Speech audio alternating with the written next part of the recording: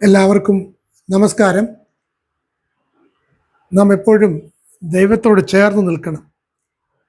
ആത്മീയമായ ഉറക്കം ആത്മീയമായ മരണത്തിലേക്ക് നയിക്കും. ഇന്ന് ലോകം വലിയ പ്രതിസന്ധിയിലൂടെ നീങ്ങുകയാണ്. നാം ഉണരേണ്ട സമയമാണിത്. ക്രിസ്തീയ മർമ്മമായ രക്ഷയുടെയും സ്നേഹത്തിൻ്റെയും സന്ദേശങ്ങൾ ഗ്രഹിക്കാതെ അനേകം ആളുകൾ നശിച്ചുകൊണ്ടിരിക്കുന്നു. ഉറങ്ങുന്നവരെ ഉണർന്ന് മരിച്ചവരുടെ ഇടയിൽ നിന്ന് എഴുന്നേൽക്കുക, എന്നാൽ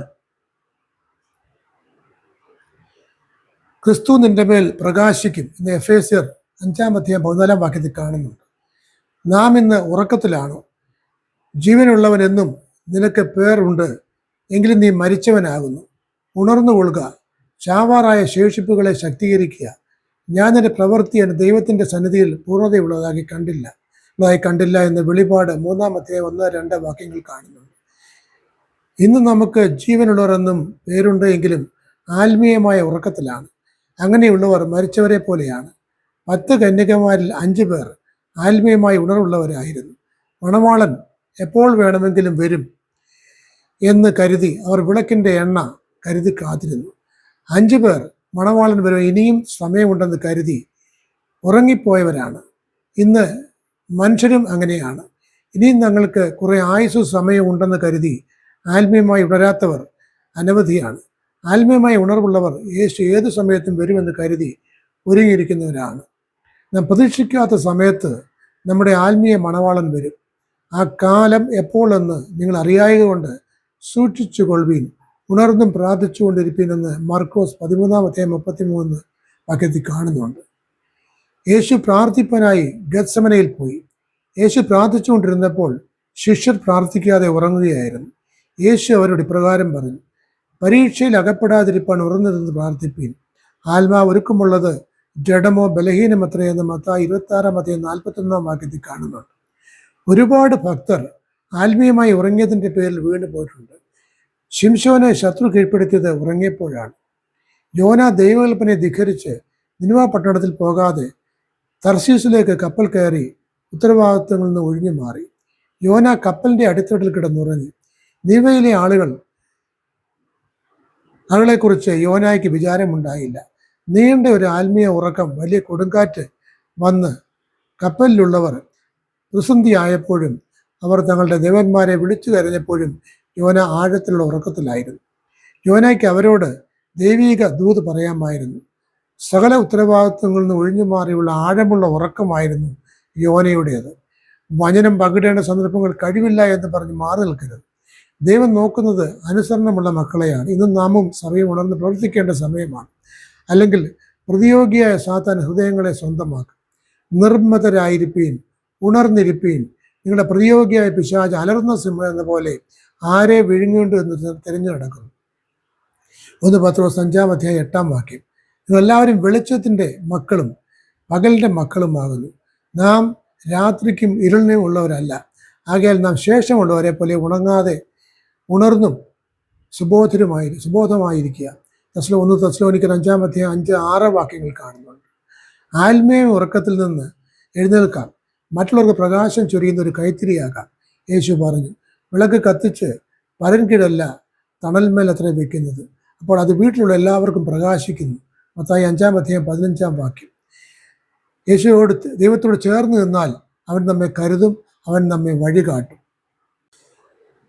ദൈവം നമ്മെ കരുതുന്നത് പോലെ നമ്മെ വഴി കാട്ടുകയും ചെയ്യും. ഭക്തന്മാരെ ദൈവം വഴി കാണിച്ച് നടത്തുന്നു. ഒരിക്കൽ ഒരു ഇലക്ഷൻ സമയത്ത്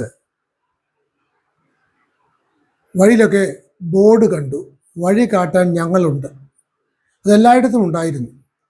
ഒരിക്കലൊരു സ്ഥലത്ത് ആ ബോർഡ് കണ്ടിട്ട് ഒരു വയോധികൻ വിളിച്ചു ചോദിച്ചു, എനിക്ക് ഒരു സ്ഥലത്തേക്ക് പോകാനുള്ള വഴി അറിയില്ല, ഒന്ന് കാട്ടിത്തരണം. അത് ഇലക്ഷന് വേണ്ടി കൊടുത്ത പരസ്യമാണ്. അതുപോലെ നമ്മുടെ ദൈവത്തിൽ ആശ്രയിക്കുന്നൊരു ദൈവം വഴി കാട്ടി നടത്തുമെന്ന് വേദപുസ്തകം ഉദാഹരിക്കുന്നു. 25 സങ്കീർത്തനം 12-13 യഹോവ ഭക്തനായ പുരുഷൻ ആർ? അവൻ തിരഞ്ഞെടുക്കേണ്ടുന്ന വഴി താൻ അവന് കാണിച്ചു കൊടുക്കും. അവൻ സുഖത്തോടെ വസിക്കും, അവൻ്റെ സന്തതി ദേശത്തെ അവകാശമാക്കും എന്ന് നമ്മൾ കാണുന്നുണ്ട്. അതുപോലെ 32 സങ്കീർത്തനത്തിൽ ഞാൻ നിന്നെ ഉപദേശം നടക്കേണ്ടുന്ന വഴി നിനക്ക് കാണിച്ചു തരും. ഞാൻ നിന്റെ മേൽ ദൃഷ്ടി വെച്ച് നിനക്ക് ആലോചന പറഞ്ഞു തരുമെന്ന് നമ്മൾ കാണുന്നുണ്ട്. ദൈവഭക്തന് അനേകം അനുഗ്രഹങ്ങൾ ലഭിക്കുമെന്ന് വചനം പറയുന്നു. ഒരു ദൈവബദലിന് കഷ്ടപ്പാടുകളെ അഭിമുഖീകരിക്കേണ്ട സന്ദർഭങ്ങൾ നേരിടും. എന്നാൽ ദൈവം കൂടെ ഇരുന്ന് അവനെ വഴി നടത്തും. മോശ ഇസ്രായേൽ ജനത്തെ ദൈവം നൽകിയ ശക്തിയാൽ ചെങ്കടൽ കടത്തി ശൂർ മരുഭൂമിയിൽ എത്തിച്ചു. 3 ദിവസം അവർ വെള്ളം കിട്ടാതെ സഞ്ചരിച്ചു. മാറായിൽ എത്തിയപ്പോൾ അതാ വെള്ളം. അവർ സന്തോഷിച്ചു. എന്നാൽ അത് കയ്പുള്ള വെള്ളമായിരുന്നു. ദൈവഭക്തനായ മോശ ദൈവത്തോട് അപേക്ഷിച്ചു. ദൈവം മോശയ്ക്ക് വഴി പറഞ്ഞു കൊടുത്തു. അവൻ്റെ ഒരു വൃക്ഷം കാണിച്ചു കൊടുത്തു. അവനത് വെള്ളത്തിലിട്ടപ്പോൾ വെള്ളം മധുരമായി തീർന്നു. പുറപ്പാട് 15-25 വാക്യത്തിൽ നമ്മൾ കാണുന്നു. ജീവിതത്തിൽ കൈപ്പേറിയ അനുഭവങ്ങളിൽ വഴി കാണിച്ച് ജീവിതത്തെ മധുരമുള്ളതാക്കി തീർക്കുവാൻ ദൈവത്തിന് കഴിയും. ദൈവഭക്തനായ കൊർന്നല്യോസിനും ദൈവം വഴി കാണിച്ചു കൊടുക്കുന്നു. അവൻ ഭക്തനും തൻ്റെ സകലഗ്രഹത്തോടും കൂടെ ദൈവത്തെ ഭയപ്പെടുന്നവനുമായി ജനത്തിന് വളരെ ധർമ്മം കൊടുത്തും എപ്പോഴും ദൈവത്തോട് പ്രാർത്ഥിച്ചും പോകുന്ന മനുഷ്യനായിരുന്നു. അവന് പത്രോസ് വഴി ദൈവം ശരിയായ വഴി കാണിച്ചു കൊടുക്കുന്നു.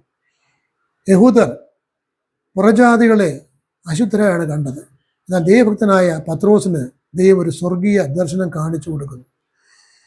ഭൂമിയിലുള്ള ഒരു മനുഷ്യനെയും അശുദ്ധനായി കാണരുതെന്ന് ദൈവം പത്രോസിനോട് പറയുകയും ശരിയായ വഴി ദൈവം കാണിച്ചു കൊടുക്കുകയും ചെയ്യുന്നു. യേശു സർവ്വജനത്തിനുമുള്ള മഹാസന്തോഷമാണെന്ന സത്യം പത്രോസ് മനസ്സിലാക്കുന്നു. അങ്ങനെ കൊർന്നല്യോസ് എന്ന വിജാതീയന് പത്രോസ് യേശുവിനെ വെളിപ്പെടുത്തി കൊടുക്കുന്നു. ജീവിതത്തിലെ തിരസ്കരണം അനുഭവിക്കുന്ന വലിയ വേദനയാണ്. എന്നാൽ യേശു പറയുന്നു, ഞാൻ നിന്നെ ഒരുപാളും കൈവിടില്ല, ഉപേക്ഷിക്കുകയില്ല. അവൻ സത്യമായി നമുക്ക് ആലോചന പറഞ്ഞു തരും, നമ്മെ വഴി നടത്തും. പ്രശ്നങ്ങളിൽ പരിഹാര വഴികളും ദൈവം ഒരുക്കും. സെക്കരിയ പ്രവാചകൻ ഒരു ദർശനം കാണുന്നു. ഞാൻ തലപൊക്കി നോക്കിയപ്പോൾ 4 കൊമ്പ് കണ്ടു. എന്നോട് സംസാരിക്കുന്ന ദൂതനോട് ഇവ എന്താവുന്നെന്ന് ചോദിച്ചതിന് അവൻ എന്നോട്, ഇവ യഹൂദയെയും ഇസ്രായേലിനെയും യെരുശലേമിനെയും ചിതറിച്ചു കളഞ്ഞ കൊമ്പുകളെന്ന് ഉത്തരം പറഞ്ഞു. യഹോവ എനിക്ക് 4 കൊലന്മാരെ കാണിച്ചു എന്ന് സെഖര്യാവ് 1-ാം അധ്യായം 18 മുതൽ 20 വരെ ഭാഗത്ത് കാണുന്നു. യഹൂദ ദേശത്ത് ചിത്രിക്കുവാൻ വന്ന കൊമ്പുയർത്തി വന്ന ജാതികൾ കൊമ്പ് അഹങ്കാരത്തെ കാണിക്കുന്നു, സാത്താന്യ ശക്തിയെ കാണിക്കുന്നു. എന്നാൽ ദൈവം അവരുടെ കൊമ്പുകളെ തകർക്കുവാൻ കൊല്ലന്മാരെ കാണിച്ചു കൊടുക്കുന്നു. അവർ മൂർച്ചയുള്ള ആയുധമുള്ളവരാണ്. അവർ മൂർച്ച കൂട്ടുന്നവരാണ്. ഏത് പ്രതിസന്ധികളിലും ദൈവം വഴി പറഞ്ഞു തരും. വഴി തെളിച്ച് നമ്മെ മിനുസപ്പെടുത്തി മൂർച്ചയുള്ള ആയുധമായി ദൈവം മാറ്റും. ദൈവത്താലുള്ള ആശ്രയവും ഭക്തിയും മുറുകെ പിടിക്കുക. യെരുശലേമ്യരായ സിയോൻ നിവാസികളെ ഇനി കരഞ്ഞ് കൊണ്ടിരിക്കേണ്ട. നിങ്ങളുടെ നിലവിളിയുടെ ശബ്ദത്തിങ്കൽ അവന് നിശ്ചയമായിട്ട് കരുണ തോന്നും. അത് കേൾക്കുമ്പോൾ തന്നെ അവൻ ഉത്തരം അരുളും. കർത്താവ് നിങ്ങൾക്ക് കഷ്ടത്തിൻ്റെ അപ്പവും ഞെരുക്കത്തിൻ്റെ വെള്ളവും മാത്രം തന്നാലും ഇനി നിന്റെ ഉപദേഷ്ടാവ് മറന്നിരിക്കുകയില്ല. നിന്റെ കണ്ണ് നിന്റെ ഉപദേഷ്ടാവിനെ കണ്ടുകൊണ്ടിരിക്കും.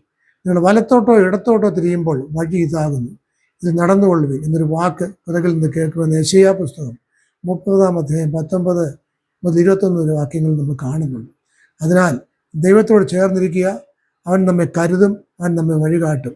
അതിനായി ദൈവം നമ്മെ സന്നദ്ധരാക്കട്ടെ, സജ്ജരാക്കട്ടെ എന്ന് പ്രാർത്ഥിച്ചുകൊണ്ട് അവസാനിപ്പിക്കുന്നു. നന്ദി, നമസ്കാരം.